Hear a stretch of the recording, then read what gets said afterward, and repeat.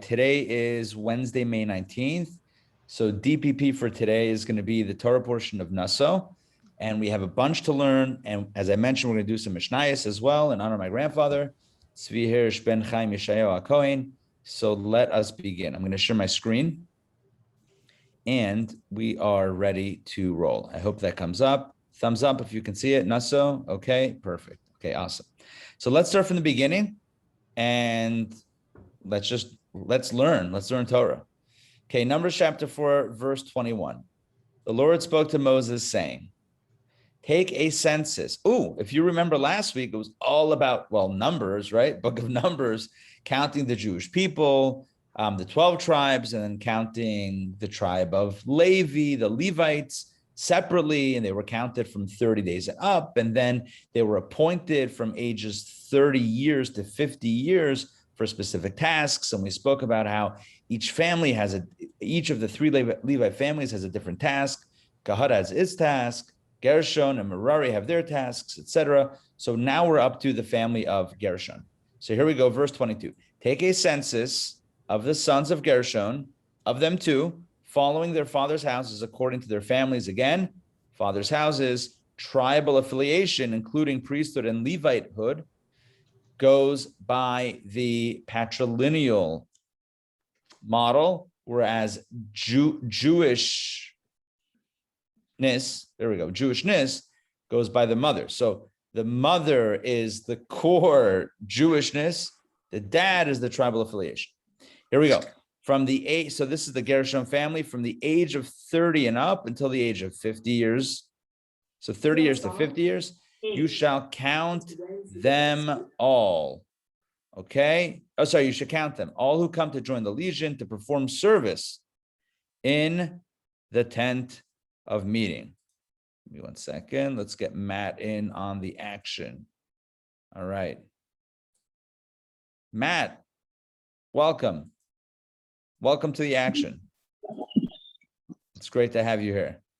Okay. So we are talking about the census of the Gershonites. Hey, nice. Or outdoors. Beautiful. Looks like Miami Beach over there. I don't know why. All right. Looks nice. So let's continue. I spent a year in South Beach in the yeshiva over there, which is, I don't know if it's an interesting place for yeshiva. But I lived on South Beach for a year too. Oh, really? I was on 12th and Alton. That's where the yeshiva was. Yeah, I was like right next to the W Hotel. So where is that? I think it's at the end. It's right on the main. It's in the central part of on the beach, South Beach. It's like, Ocean Drive? Was it like no, Ocean Drive? It's right on Collins? Well, it's whatever road is right. I think it's Collins. So it's right on the beach. Yeah. So I was right on the beach. Yeah. Yeah. And so I went to the synagogue that was the historic one. Yes. I think I went to that one. It was like on 5th or something, like south. Yeah. Very historic building. Yes. I think I was there. Yeah. Anyway. All right. Cool. Good to see you, Matt. So let's jump in. So that we're taking the census of the Gershon tribe. The tribe of Gershon of the Levite tribe. And the appointment is for 30 years to 50 years. In other words, that is their eligibility age for working for their specific task. So you should count them. So take another census of these specific Levites, the Gershonites, all who come to join the legion to perform service in the tent of meeting. Okay, so what do they do? What do these Gershonite folks 30 to 50 do? This is the service of the Gershonite families to serve and to carry. Okay, so what's the carrying business? They shall carry the curtains of the Mishkan and the tent of meeting, its covering and the tachash skin covering overlaid upon it, and the screen for the entrance to the tent of meeting, the hangings of the courtyard, the screen at the entrance of the gate of the courtyard, which is around the Mishkan, and the altar, the ropes, and all the work involved, and everything that is made for them, and thus shall they serve. So basically, it's the screens, the curtains, the tapestries, the covers, all the textiles were their job to deal with. That was the family of Gershon. All the service of the sons of Gershon shall be by the instruction of Aaron and his sons. Remember, it's Aaron and his sons, it's the Kohanim that oversee the Leviim, the Kohen, plural, the Kohanim, are overseeing the Levites in their service. We also said this regarding, if you recall last week, the Kahat family. Their job was to transport the actual items like the ark, the menorah, etc., and had to be covered. Remember, we talked about the covering. They were covered in like these bags and cloths and whatnot. And we said that they should not get involved until the Kohanim, until the priests actually cover everything. Then they go and they transport it and whatever. So they get involved, but they have to be appointed by the Kohanim, by the priests. Same thing here, right? Their job is all by the instruction of Aaron and his sons regarding all their burden and all their service. You shall designate their entire burden as their charge. Burden, by the way, has a negative connotation. Doesn't mean burden, like, oh, I can't believe I'm doing this. It means their task. This, which may not actually sound better now that I say that, but task, burden, in a good way, it means responsibility, which here means in a positive way. 28, this is the service of the families of the sons of Gershon in the tent of meeting and their charge, which was under the supervision of Itamar, the son of Aaron the Kohen. If you recall, Aaron had 4 sons. Nadav and Avihu passed away, and then he had Elazar and Itamar. So Itamar was the one who would oversee the operations of the Gershonite family. All right, that's the first reading. So far, so good. We're left with one family left, right? We have one family. There are 3 Levite families, Gershon, Kahat, Mirari. Well, we went out of order a little bit. Kahat, we spoke about at the end of last week's reading. They carried the vessels. Gershon, we just read about as the tapestries. Mirari, do you remember what the Mirari family did? Remember, they did the poles and the beams and the sockets. They did the structure, not the curtains, not the stuff, but the structure. So here we go. Verse 29. As for the sons of Mirari, that's the 3rd and final Levite family, you shall count them by their families according to their father's houses. Same deal. From the age of 30 years and upward to the age of 50 years, you shall count them, all who come to the legion to perform service in the tent of meeting. That was their work span, 30 to 50 years old, and they were counted to do this work. And what is their work? Here we go. Verse 31. This is the charge of their burden for all their service in the tent of meeting. In other words, this is what they did. The planks of the Mishkan, they carried and transported the planks of the Mishkan. That means like the walls, right? It's bars. Remember they put bars for support that went in horizontally. Remember we had the picture, right? They were like sockets and went in, not sockets. They were like rings and whatever. Anyway, there were planks, there were bars. It's pillars and it's sockets. Basically, the structure itself of the Mishkan, both the little Mishkan building as well as the larger outer courtyard, all the walls and bars and pillars and planks and sockets, they were in charge of. Here we go. The pillars of the surrounding courtyard. There we go, right? Their sockets, their pegs, and their ropes, all their implements for all the work involved. That was their job. So I want to clarify this. Verse 31 and verse 32. Verse 31 are the planks of the Mishkan. That's the little covered building. I say little, but I mean this relatively smaller covered building. Bars, pillars, and sockets of that building. And then the surrounding courtyard, also the pillars, the sockets, the pegs, and the ropes. Remember, they had like a tent almost, right? Well, it's not a tent, but it had ropes with pegs, silver pegs into the ground. Okay. You shall designate by name the implements charged to them for their burden. Everything needs to be organized, etc. This is the service of the families of the son of Mirari for all their service in the tent of meeting, which was under the supervision of Itamar, the son of Aaron the Kohen. Again, Itamar, the youngest son of Aaron, the high priest, Itamar, was in charge of delegating to the family of Mirari. Okay, well, that's it. We appointed all the Levites and we gave them their task. So here we go. Now, what about the census? Moses, Aaron, and the chieftains of the congregation counted the sons of the Kahatites. Now that we said what they should be doing and they need to be counted, well, let's talk about the counting. So they actually did it. They actually did the counting of the family number one, the Kohatites, according to their families and their fathers' houses. So let's get some numbers in. Let's get some results.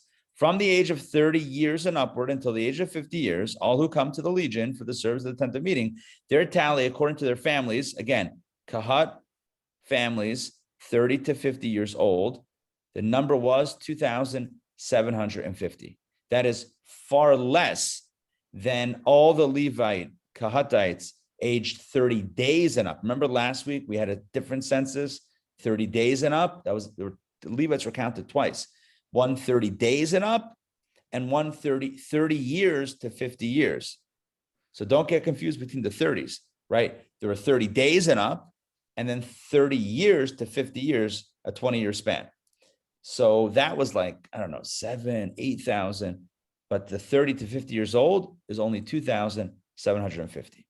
These are the numbers of the Kahatite families, all who served in the 10th meeting, 30 years to 50 years, who were counted by Moses and Aaron as dictated by the Lord to Moses. All right, that's Kahat. What about Gershon? And remember, Kahat, these guys carried the vessels. What about Gershon? They did the tapestries. The tally of the sons of Gershon, according to their families and their fathers' houses, again, that very slim window from the age of 30 years and up until the age of 50 years, all who come to the Legion for the service of the 10th meeting. So their total, the curtain transporters, according to their family and their fathers' houses, 2,630. Okay, so we had 2,750 Kahatites, and Gershonites, we had 2,630, a little bit less. Let's go final family. These are the numbers of the families of the sons of Gershon. Oh, no, I'm sorry. We're just concluding it. So these are the numbers of the families of the sons of Gershon, all who served in the 10th meeting, whom Moses and Aaron counted as directed by the Lord. All right, let's do the final family. Third and final family, and our counting will be concluded. The tally of the families of the sons of Mirari, according to their families and their fathers' houses, from the age of 30 years and upward until the age of 50 years, all who come to the Legion for work at the meeting. Again, Mirari, the Mirarites. They carried the beams, the sockets, the pillars, the pegs, and the supports. That's what they did. So how many were in that group to help with that? Their tally, according to their families, this is the most, 3,200. So we had 2,750, 2,630, and now 3,200. These are the numbers of the families of the sons of Mirari, whom Moses and Aaron counted as directed by the Lord to Moses. I think it's good because you need probably more people to carry the heavy walls and beams and sockets. So I guess it's good they had a few extra in the pool to choose from. All right, let's add them all together. You ready? All the numbers, whom by Moses, Aaron, and the chieftains of Israel counted the Levites according to their families and their fathers' houses, from the age of 30 years and upward until the age of 50 years, who are fit to perform the service for the service and the work of carrying in the 10th meeting. Deep breath, their tally. In other words, if you add up the 2,750, the 2,630, and the 3,200, their tally was 8,580. That was the grand total. 8,580 practicing, serving Levites 30 to 50. So the age 30 and up, you had much more. 30 days and up, obviously much more. 30 to 50 years old, that narrow span where they would work in the tabernacle to move it, transport it, guard it, whatever, 8,580. As directed by the Lord, they were appointed by Moses, each man to his service and his burden. They were counted as the Lord had commanded Moses. So far, so good. And it's moving actually fairly quickly so that we get a good picture of what's going on. Let's do the third, no print options here. Let's do the third reading. Here we go. Okay, now we switch gears. We talk about something completely different. All right, Torah always keeps us on our toes. The Lord spoke to Moses saying, new commandment, command the children of Israel to banish from the camp all those afflicted with tzaraat or with a male discharge, and all those unclean through contact with the dead. In other words, somebody who contracts ritual impurity. Again, it's not a punishment. It's not a bad thing, right? It's a thing. It just is what it is. It's impurity. So someone who's impure should not be living amongst everybody to make other people impure. Rather, they should be banished from the camp or quarantined outside the camp. Both male and female you shall banish. You shall send them outside the camp. They shall not defile their camps in which I dwell among them. By the way, this and other laws in Torah led many to say and assume, and I don't know if it's exactly precise, that Jews for a long time had this notion of quarantining those who were ill or otherwise unhealthy. Now, again, I don't believe this is unhealthy. This is spiritually, impure, which is a different thing altogether. When we call it tzarat, right, it's not leprosy per se, it's a spiritual skin ailment, right? Nonetheless, this notion of kind of separating things out, or for example, there's another law in Torah. It says that if you're making what's the nice way to say it? Latrine? Is that like a toilet, like a bathroom? Okay. Mm-hmm. You should do it outside the camp.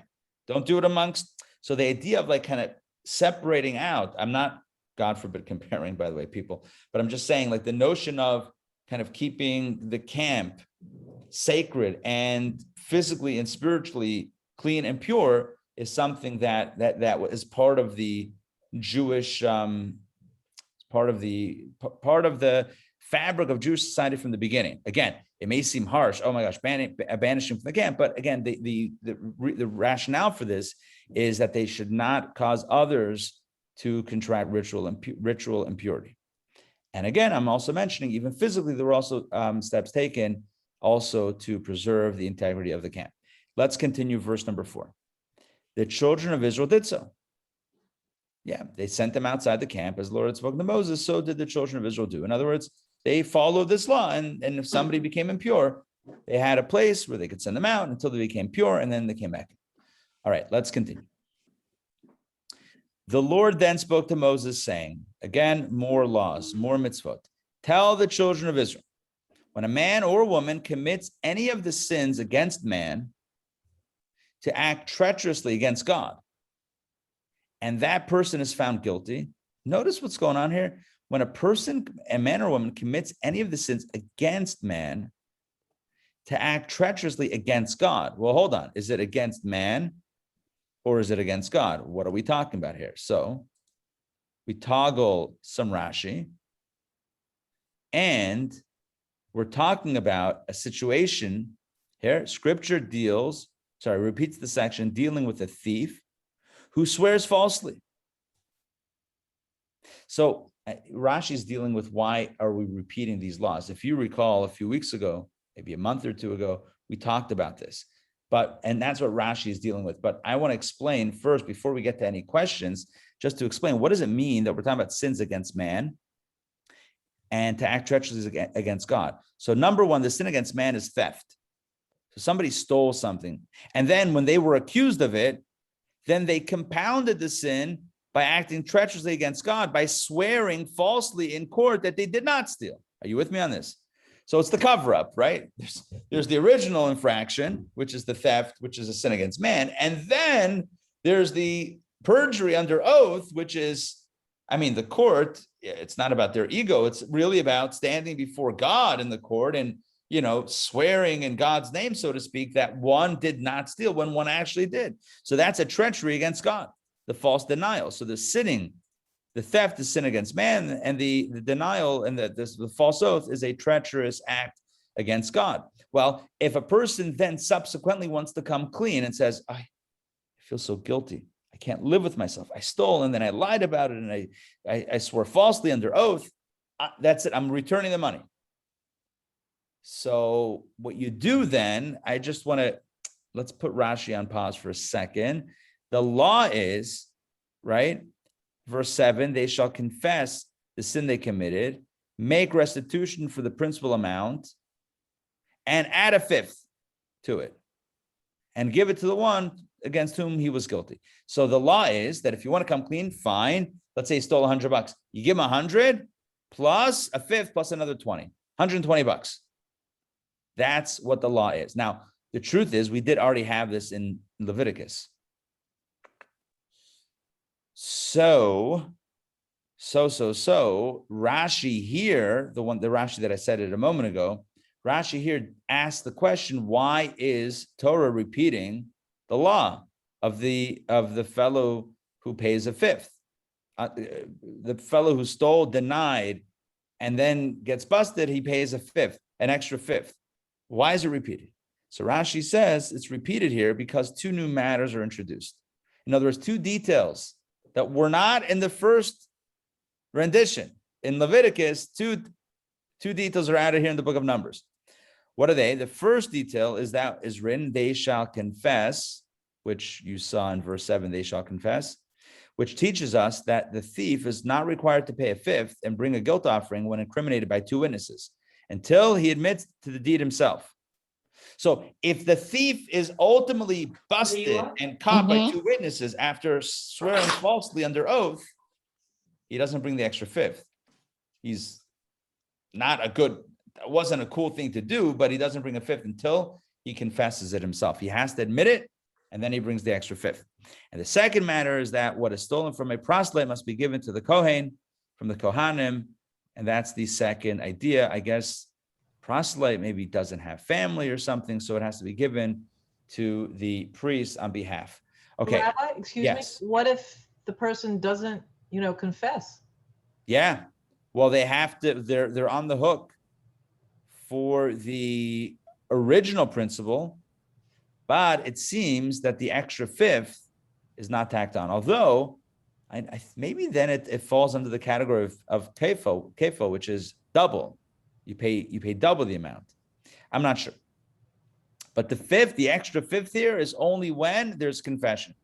They shall confess this. Now, it doesn't mean if you don't confess, you're off the hook, but it just means the extra fifth is not added unless there's a confession. Okay. But, here we go. Yeah, this is what we're talking about. Yeah, as I said before, that's the second point. If the man has no kinsman. Right. Yeah, to make restitution. Okay, so basically, let's say the theft was done, and now it's a few years later, and the fellow has passed away, and now there's no one. Who are you going to restitute to? So what do you do with the money? But if the man has no kinsman to him to make restitution, and I guess the assumption is that he's no longer living, because if he's living, you give it back to him. The victim of the crime, right? So the victim of the crime. So the guy, let's say years later, admits to it. Oh, he can't live with himself anymore. 30 years ago, I stole money. Let me track down this guy and his family. No one. Garnished. Which I think is why Rashi used the case of the fellow who converts, because maybe somebody who is born into a Jewish family might have a large Jewish family, and then it might be more unlikely that there's no kinsman to return the money to. But if somebody who's relatively new to the tribe, so to speak, so it could be more of a plausible scenario where there might, again, doesn't have to, there might not be a kinsman to make restitution. So then what do? The debt which is restored to the Lord is to be given to the Kohen. So you give it to the Kohen. This is besides the atonement ram through which expiation is made for him. So there's money, there's the principle, there is the extra fifth, and there is an atonement ram. And we're adding here, if there's no kinsman, then you give it to the Kohen. All right, let's continue. And if the guy's not around, if the victim is not around, and there's no kinsman, but the guy wants to make restitution, who do I pay? Who do I give the money to? Give it to the Kohen. All right, here we go. Every offering of all the children of Israel's holy things, which is brought to the Kohen, shall be his. Very interesting verse.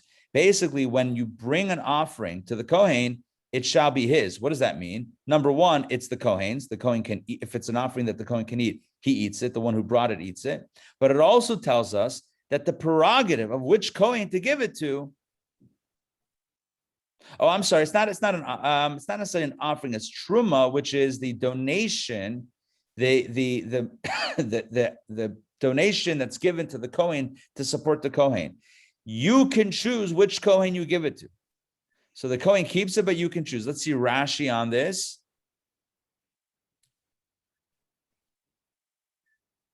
It's referring to the first fruits. Here we go.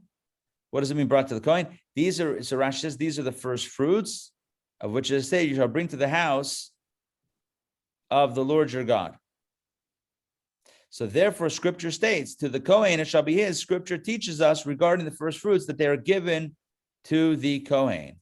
And again, And again, you get to choose which Kohen you're going to give it to. And that is what the Torah is saying here at the end.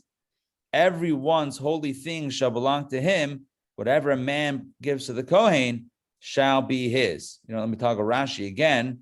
I want to see if I can find this in Rashi. All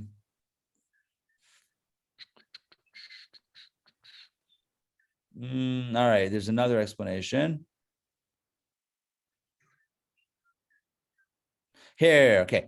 I don't want necessarily want to read the whole Rashi, but the punchline here, scripture states, everyone's holy things belong to him. What does it mean, holy things belong to him? You have to give it to the Kohen. But that informs us that their benefit to give them to whichever Kohen it pleases them belongs to the owner. In other words, what belongs to you as the farmer? You have to give your first fruits to a Kohen. So you have to give it away. So what belongs to you? The prerogative of which Kohen to give it to. And the pleasure that you'll get from giving it to your favorite Kohen, that is what you get out of the equation. So you're giving, but you get to choose which Kohen you give it to. There's another interpretation, Rashi says, an Agadic interpretation. Everyone's holy things belong to him means that if one withholds his tithes and does not give them to the Kohen or Levite, those tithes shall be his. For eventually his field will produce only 1/10 of its usual yield. If you're supposed to give 1/10 and you don't give 1/10, then the Torah says, then you're going to get only 1/10. You're going to start, the field is going to only start producing 1/10 of what it used to. That is the consequence for not giving the 1/10. Are you with me on this? So let's say the field produces 100 stalks of wheat, just giving an easy number. So you're supposed to give 10 to the Kohen. You don't, then it's yours. What does that mean? Not that you get to keep it all. Oh, profit. Instead of 90, now I got 100. That's a good deal. No, the field is only going to start producing 10. The business is going to go down when we don't keep our end of the deal, our end of the bargain. Okay, let's jump into where are we time-wise? We still might be good. Oh, you know what? This is a whole conversation. Tomorrow we're going to do this. Okay, this is a very long. Okay, there's 3 major topics in the 4th reading, which is really today's reading. There's the situation of Sota, which is the suspected adulteress. There is the law of the Nazir, the Nazarite, the fellow who vows to abstain from alcohol and haircuts and impurity.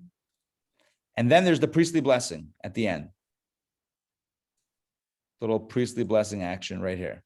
So there's a lot of action in this reading. It's quite a long reading, as you can see. Maybe I feel like maybe we should get a fresh start tomorrow with it, because it's a whole section to jump into. Okay, so we did 3 readings today. Tomorrow there's no JLI tomorrow, so we're on with DBP.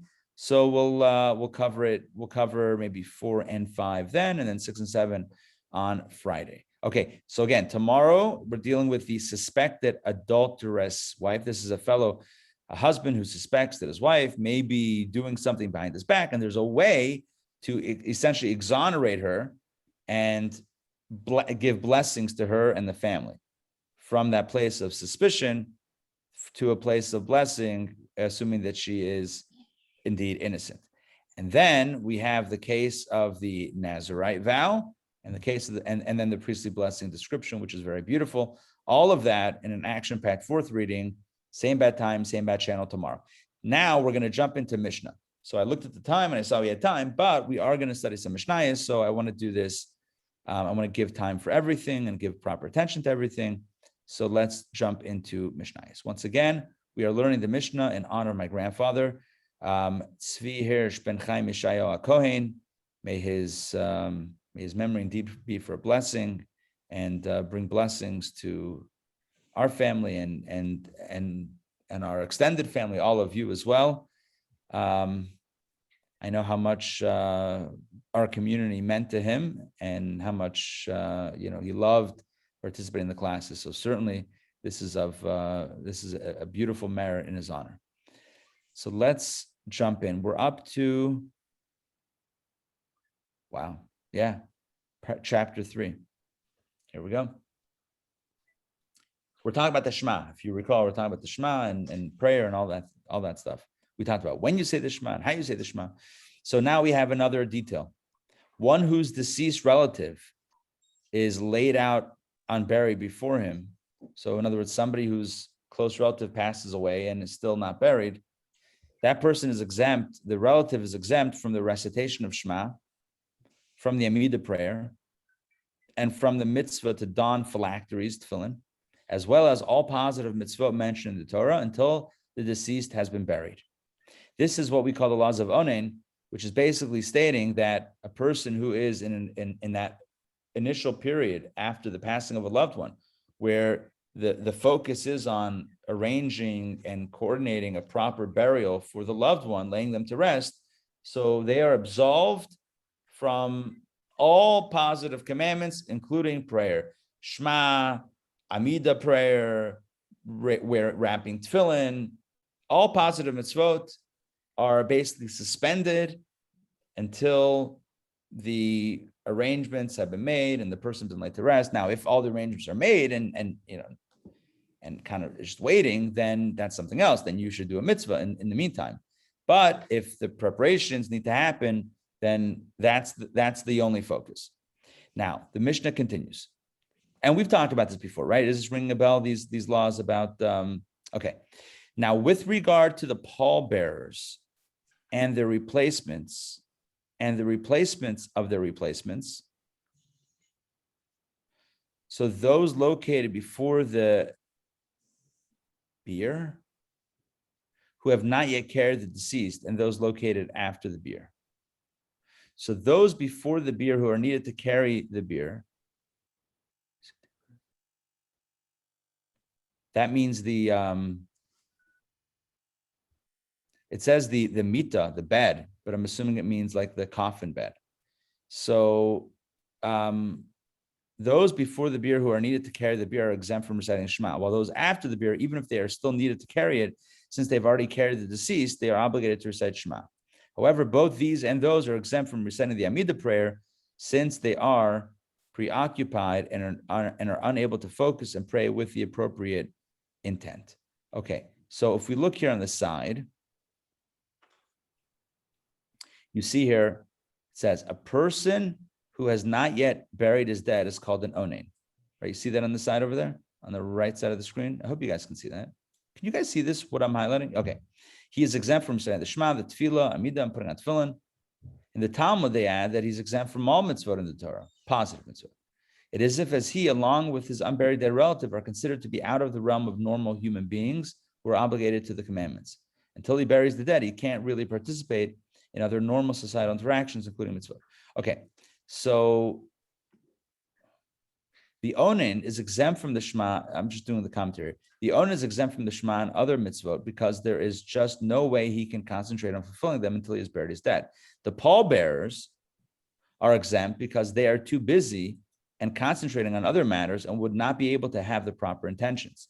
The Mishnah does not distinguish between those walking in front of the bier, the stretcher with the dead body on it, and those walking, the bier is basically the stretcher with the dead body on it, and those walking behind it. The only distinction it makes is between those who are needed to carry the bier and those who are not needed. The pallbearers are exempt from Shema only if they are needed. If they are not needed, they can recite the Shema while walking with the bier. Basically, if they need to concentrate on carrying the deceased, then they are exempt from the Shema. If they're not needed, then they can recite the Shema.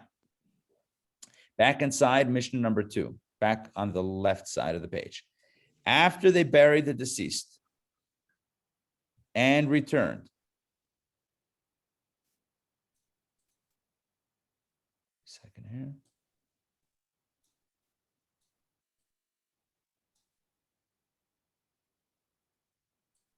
What happened? Okay, here we go. No, I'm here. I'm just looking at. There we go. Yeah, I just like putting up this commentary on the side, and it didn't automatically advance with the next one. So I just manually closed it and reopened it. All right, here we go. Mission number 2. After they buried the deceased and returned. So after one's loved one has been laid to rest, and now they're back home, if they have sufficient time to begin to recite Shema, conclude before they arrive at the row. Oh, I'm sorry. we're talking here about they're still in the cemetery. So if they've buried the deceased and now are going back, heading on the way back. So if there's still time to begin reciting Shema and finish before they arrive at the row is formed by those who attended the burial through which the bereaved family will pass in order to receive consolation. So for anyone who's been at a Jewish funeral, so you know that after the funeral, so the attendees form a row, and the mourners walk in the row, and everyone wishes the mourners the customary blessing of consolation and comfort. So if the mourners, remember, so the mourner was exempt saying Shema until their loved one was laid to rest. And now their loved one is laid to rest. And now they're walking back, but they've yet to hit the row and walk through. If they can say Shema in between that time after the burial and walking the row, they should. If they do not have sufficient time to conclude reciting the entire Shema, they should not begin, because it's not appropriate to be saying the Shema while other people are wishing you comfort and consolation. Does that make sense? I mean, that makes sense to me. Yeah. So it makes sense. Now, why are we so concerned about Shema? I just to give this context, like say Shema later. It could be down to the wire. Remember, Shema in the daytime can only be said for the first few hours of the day. So the first few hours, you were exempt, not you, but one was exempt because they were getting ready for the mitzvah of laying the loved one to rest. And then the loved one was laid to rest. And now, all right, a few minutes left. So should I say it right now? No, I'm approaching the row. So if you can finish it before you get to the row, fine. If not, don't begin. Now, those standing in the row, those in the interior row, directly before whom the mourners will pass and who will console them, they are exempt from reciting Shema because they have an obligation to wish the person comfort and consolation. And if they're saying Shema, guess what? They're going to be like, I'm saying Shema. I can't wish you I can't wish you the consolation, and that's not right. So anyone in the interior row is exempt from Shema, while those in the exterior row, in other words, those in the periphery who stand there only to show respect because they're basically not going to be able to shout, they're just there because honor and respect, to pay respects. So they can say the Shema and they're obligated to recite the Shema, again, assuming that it's down to the wire. By the way, if you have another few hours to say the Shema, take it easy, right? Do it after the whole funeral is concluded. But again, the whole context here is if it's like down to the wire and there's a few minutes left and you're concerned. So again, the mourner themselves who just laid their loved one to rest, right? So if they can say it before they get to the row, fine. If not, then wait till that's over. Rabbi, but Yeah. it seems, the concept of having those that are right, not at the front line, do the Shema while the front line is giving their personal condolences, that kind of seems nice. It does. Yeah, I agree with you. Yeah. So there's prayers happening. There's consolation. Yeah. It could, it could enhance the spirit of the occasion, not occasion of the moment. All right, here we go. So here we talk about, so these are mitzvot that are time constrained. So the Torah says, so the Mishnah says, women, slaves, and minors are exempt from the recitation of Shema and from tefillin and from phylacteries, but are obligated in prayer, mezuzah, and grace after meals. So certain mitzvot that are time constrained, women are exempt. It doesn't mean that they can't; it just means that they're exempt from doing it. In other words, they're not obligated. For example, saying Shema, but a woman could and should if she can. But again, it's not an obligation. So but there is an obligation in prayer in general, right? Maybe not the Shema between a certain hour, this time and that time, but in prayer, mezuzah on the door, grace after meals, etc., women are obligated just the same as men. Now, let's continue. Ezra the scribe decreed that one who is ritually impure, this is the introduction to Mishnah number 4, Ezra the scribe decreed that one who is ritually impure because of a seminal emission may not engage in matters of Torah until he has immersed in a ritual bath and purified himself.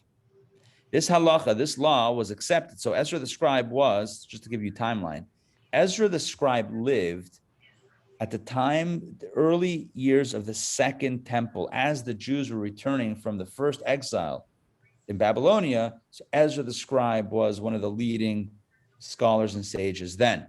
So his decree, rabbinic decree, was a man who's ritually impure, seminal emission, should not engage in Torah stuff until he goes to a mikvah, ritual bath, mikvah. This halacha was accepted over the course of many generations. However, many disputes arose with regard to the Torah matters to which it applies. Regarding this, the Mishnah says, if the time for the recitation of Shema arrived, and one is impure due to a seminal emission, he may contemplate Shema in his heart, but neither recites the blessings preceding Shema nor the blessings following. Over food which, after partaking, one is obligated by Torah law to recite a blessing, one recites a blessing afterward, but does not recite a blessing beforehand, because the blessing recited prior to eating is a requirement by rabbinic law, and therefore that's suspended in the face of this impurity. And in all of these instances, Rabbi Yehuda says he recites a blessing beforehand and thereafter, in both the case of Shema and the case of food. So Rabbi Yehuda disagrees. So we have two opinions. One opinion that says you basically do less in that state of impurity, and Rabbi Yehuda says you do it. You say the blessing before and afterwards, both for Shema and for food, basically business as usual. Okay, let's see if there's any commentary here.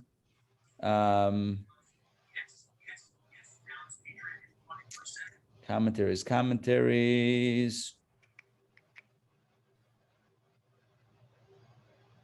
Okay.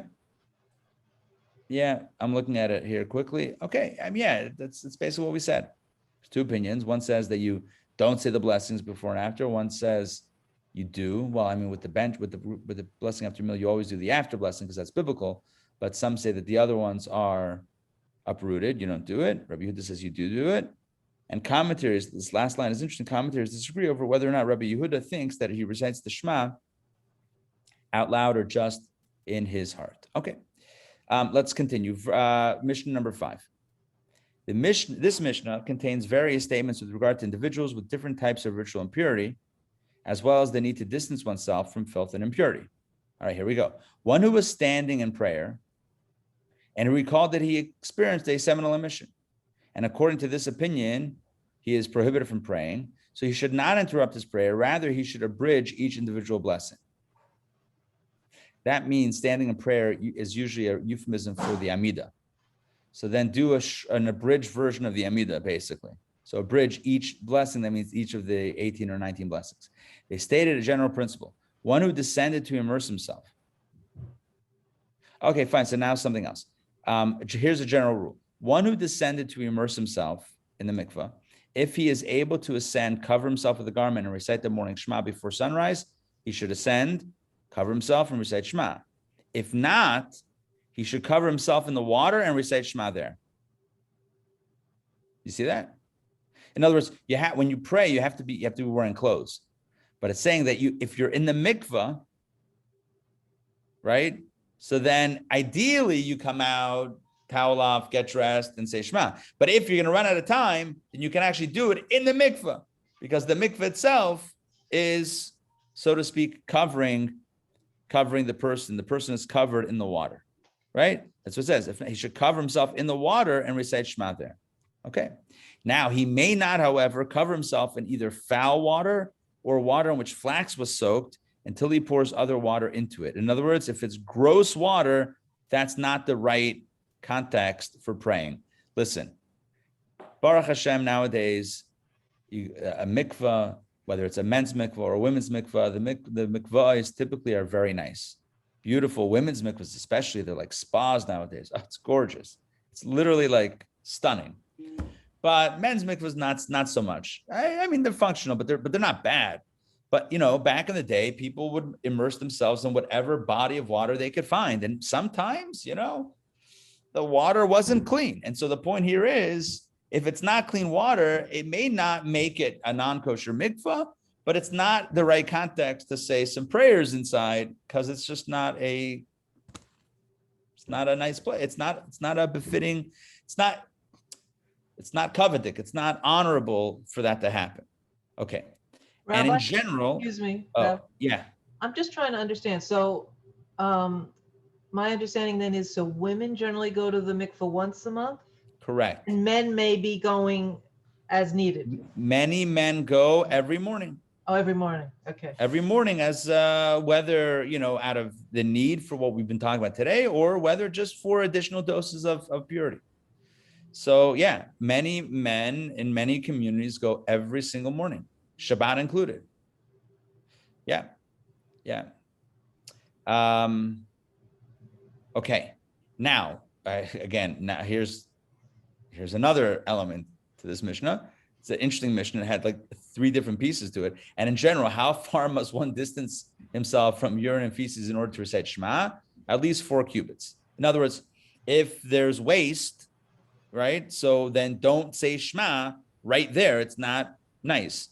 So how far should you go away from that? 4 cubits, which, by the way, you know what 4 cubits is? 6 feet.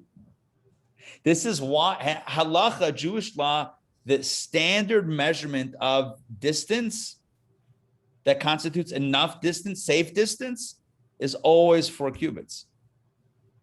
That's why when the whole 6 feet came out, everyone's like that knows halacha is like, oh, 6 feet? You kidding me, right? I mean, that's literally Judaism's gifts to the world. Yeah, there you go. Right. We had the 4 cubits, 6 feet. We had that number. I don't know the history of how that number became the number, in our times, a year ago. But in halacha, 4 cubits is considered the average height of a person. Like if you're lying, about 6 feet, right?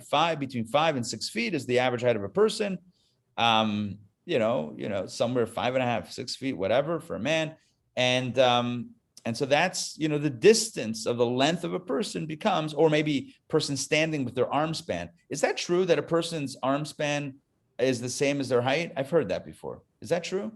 Like if a person stretches, I'm stretching my arm, right and left, right? So the wingspan, so to speak, I think is similar to one's height, I think. So either way, it's like if I extend my hands, right? So creating that buffer, I guess in this case, I'm in the middle, but it's not really the middle and 3 feet on each side. It's really 6 feet from this waist. By the way, this is why we don't pray near a bathroom. If there's a bathroom, make sure the door's closed, right, etc. Like you don't want to pray in a near an area that is not clean. Okay. Oh, one more Mishnah, and then we're going to close that out for today. Continuing the earlier discussion of the halacha of immersion for Torah study and prayer for one who experienced a seminal emission. Back on that conversation, the Mishnah discusses the case where individuals who were already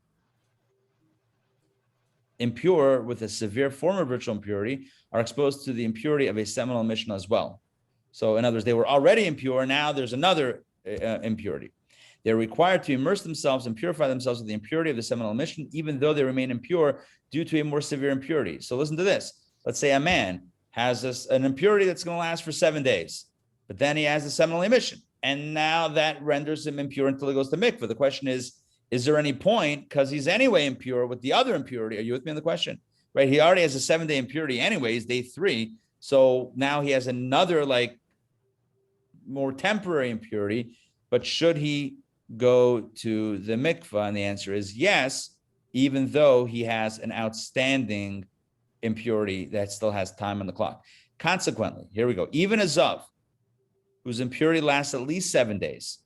The zav is someone who has an unhealthy, I think the word was, the translation when we studied it a few weeks, a month or 2 ago in the Torah, the TVP.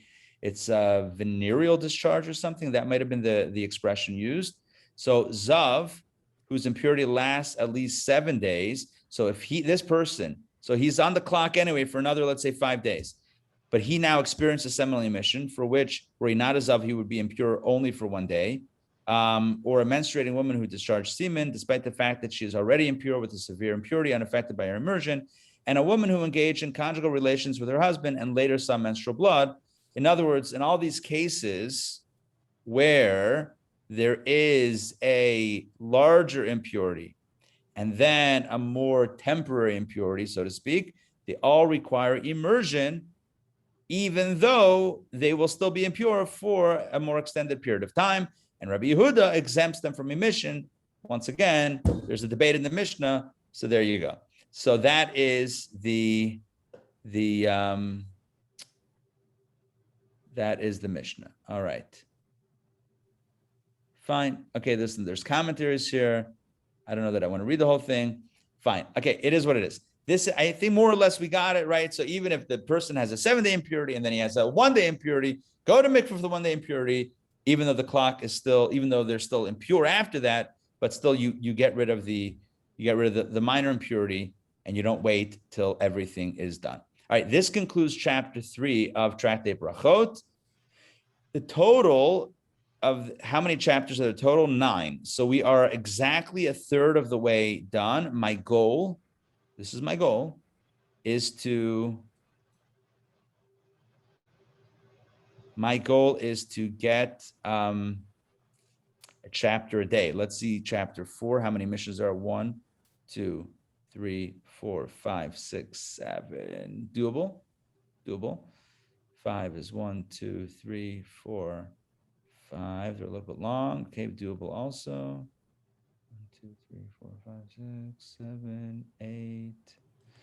All right. I think they're more or less doable. That's what I really think. I think that we can do maybe a chapter tomorrow and then a chapter Friday. And then by the end of this week, we will be through chapter 5, which is good progress. That's where I'd like to be. And I'd like to finish it by the end of next week. That's my goal. All right. Great to see everyone. Ray and Donna and Matt. It's great to see you guys. But tomorrow. Sorry? Tomorrow. Oh, yeah. Let's gauge interest. Who's interested in an in-person DPP? Oh, I know, Matt, you told me that you can't come. I actually asked Matt before. I think Matt said that he cannot come to that. Yes, Matt is unable to make it. Ray, maybe in person, no pressure. I'm just wondering, just taking the temperature. Tomorrow, no? Okay. So then let's see if maybe Sandrine might be interested. Then maybe we could do a hybrid. All right, stay tuned. No commitment yet for tomorrow. Let's see if we get some more folks. Donna, not that you're not enough to do it in person, but there is a bit of a setup. A semi-minion. Yeah, I mean, there's a bit of a setup, if we have right, yeah, 3, 2, 3, whatever already. I understand. Yeah, it's like I have to schlep in people to do some stuff. Yeah, so I just appreciate though, the sooner you can the sooner you let me know. I know, especially with logistics. I'm with you 100%. Yeah. I'll reach out to Sandrine and I'll let you know, see where we're holding. All right. Well, it's great to see you guys. Have a wonderful day. And tonight, Torah studies, 7:30 p.m. on Zoom. So join us for that as well. All right. Oh, tonight we talk about singing your song. When I saw that, I thought we were actually going to have a choir, a new program. We're going to learn about a choir. Right. We're not necessarily going to have a choir. We're going to learn about a choir. All right. We'll see you guys. Have a wonderful day. Take care. See you soon.